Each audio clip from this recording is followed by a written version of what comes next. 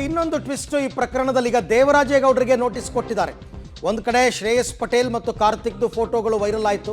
ಶ್ರೇಯಸ್ ಪಟೇಲ್, ಕಾರ್ತಿಕ್, ರೇವಣ್ಣ, ಪ್ರಜ್ವಲ್ ರೇವಣ್ಣ ಅವರ pen drive ಪ್ರಕರಣದಲ್ಲಿ ಕೆಲವೊಂದು ಆರೋಪಗಳನ್ನು ಅವರು ಮಾಡಿದ್ರು, ಫೋಟೋಗಳನ್ನು ಕೂಡ ಬಿಡುಗಡೆ ಮಾಡಿದ್ರು.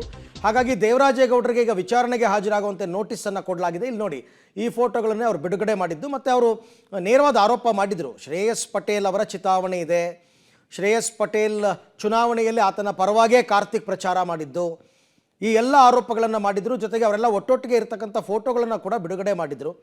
ಇದನ್ನು ಕುಮಾರಸ್ವಾಮಿ ಅವರು ಕೂಡ ನಿನ್ನೆ ಹೇಳಿದರು, ಈ ವಿಚಾರವನ್ನು ಪ್ರಸ್ತಾಪ ಮಾಡಿದ್ರು. ಜೊತೆಗೆ ದೇವರಾಜೇಗೌಡರು ನನ್ನ ಹತ್ರ ಒಂದಷ್ಟು ಸಾಕ್ಷಿಗಳಿದೆ ಅಂತೆಲ್ಲ ಹೇಳಿದ್ದಾರೆ. ಹಾಗಾಗಿ ದೇವರಾಜೇಗೌಡರು ಈ ಹಿಂದೆ, ಇದು ಮೊದಲನೇದೇನಲ್ಲ, ಈ ಹಿಂದೆ ಈಗಾಗಲೇ ನೋಟಿಸ್ ಕೊಟ್ಟು ವಿಚಾರಣೆ ಕರೆದಿದ್ರು ದೇವರಾಜೇಗೌಡರನ್ನ. ಸೊ ಈಗಲೂ ಕೂಡ ದೇವರಾಜೇಗೌಡರಿಗೆ ನೋಟಿಸನ್ನು ಕೊಟ್ಟಿದ್ದಾರೆ. ಈ ವಿಚಾರಕ್ಕೆ ಸಂಬಂಧಪಟ್ಟಂತೆ ಮತ್ತಷ್ಟು ಮಾಹಿತಿ ನಮ್ಮ ಹಾಸನ ಪ್ರತಿನಿಧಿ ಶಶಿಧರ್ ಅವರಿಂದ ಪಡೆಯೋಣ. ಎಸ್ ಶಶಿಧರ್, ಈಗ ದೇವರಾಜೇಗೌಡರಿಗೆ ನೋಟಿಸ್ ಕೊಟ್ಟಿರ್ತಕ್ಕಂಥ ವಿಚಾರ ಏನಿದೆ, ಉಲ್ಲೇಖ ಯಾವ್ಯಾವ ಕಾರಣ ಅಂತ?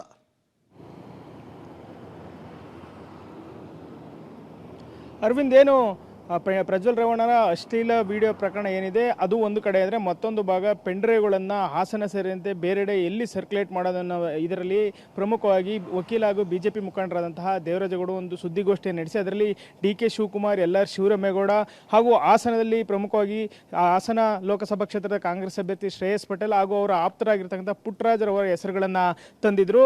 ಈಗ ಅದಕ್ಕೆ ಪುಷ್ಟಿ ನೀಡುವಂತೆ ಕೆಲವು ಫೋಟೋಗಳು ವೈರಲ್ ಆಗಿರ್ತಕ್ಕಂಥದ್ದು. ಅದರಲ್ಲಿ ಕಾರ್ತಿಕ್ ಹಾಗೂ ಶ್ರೇಯಸ್ ಪಟೇಲ್ ಹಾಗೂ ಪುಟ್ಟರಾಜು ಒಂದೇ ಫೋಟೋಗಳಲ್ಲಿ ಮೂವರು ಒಟ್ಟಿಗೆ ಇರತಕ್ಕಂಥದ್ದು ವೈರಲ್ ಮಾಡಿರ್ತಕ್ಕಂಥದ್ದು. ಇದು ಎಲ್ಲೋ ಒಂದು ಕಡೆ ಈ ಪೆಂಡ್ರೈವ್ ಹಂಚಿಕೆಯಿಂದ ದೇವರಾಜೇಗೌಡ ಏನು ಆರೋಪ ಮಾಡಿದ್ರು ಇದಕ್ಕೆ ಪುಷ್ಟಿಯನ್ನು ನೀಡ್ತಾ ಇದೆ. ಯಾಕೆಂದರೆ ಶ್ರೇಯಸ್ ಪಟೇಲ್ ಅವರು ನನ್ನ ಒಂದೇ ಒಂದು ಬಾರಿ ಕಳೆದ ವಿಧಾನಸಭಾ ಚುನಾವಣೆಯಲ್ಲಿ ಕಾರ್ತಿಕ್ ಅವರನ್ನು ಒಂದು ಆಸ್ತಿ ವಿಚಾರವಾಗಿ ಭೇಟಿ ಮಾಡಿದ್ದೆ ಹೊರತುಪಡಿಸಿ ಮತ್ತೆ ಕಾರ್ತಿಕ್ ನನಗೆ ಯಾವತ್ತೂ ಸಿಕ್ಕಿಲ್ಲ, ಅಲ್ಲದೆ ಪೆಂಡ್ರೈವ್ ವಿಚಾರವಾಗಿ ನಾನು ಅವ್ರ ಬಳಿ ಯಾವತ್ತೂ ಮಾತನಾಡಿಲ್ಲ ಅಂತ ಹೇಳಿದರು. ಆದರೆ ಇದೀಗ ಶ್ರೇಯಸ್ ಪಟೇಲ್ ಅವರ ನಿವಾಸದಲ್ಲೇ ಅಲ್ಲದೆ ಫ್ಲೆಕ್ಸ್ಗಳಲ್ಲಿ ಹಾಕಿರ್ತಕ್ಕಂಥ ಫೋಟೋಗಳಲ್ಲಿ ಕಾರ್ತಿಕ್ ಅವರ ಫೋಟೋ ಇರ್ತಕ್ಕಂಥ, ಅಲ್ಲದೆ ಇವರು ಆತ್ಮೀಯವಾಗಿ ಒಬ್ಬರನ್ನೊಬ್ಬರು ಕೈ ಹಿಡಿದುಕೊಂಡು ನಿಂತ್ಕೊಂಡಿರೋದು, ಇದು ಎಲ್ಲೋ ಒಂದು ಕಡೆ ಏನು ದೇವರಾಜೇಗೌಡ ಆರೋಪ ಮಾಡಿದ್ರು ಅದಕ್ಕೂ ಎಲ್ಲೋ ಒಂದು ಕಡೆ ಪುಷ್ಟಿಯನ್ನು ನೀಡಿ ಈ ಫೋಟೋಗಳು ವೈರಲ್ ಆಗಿರೋದ್ರಿಂದ ಹಲವು ಅನುಮಾನಗಳನ್ನು ಹುಟ್ಟುಹಾಕಿರ್ತಕ್ಕಂಥದ್ದು. ಅರವಿಂದ್, ಥ್ಯಾಂಕ್ ಯು ತಮ್ಮೆಲ್ಲ ಮಾಹಿತಿಗೆ.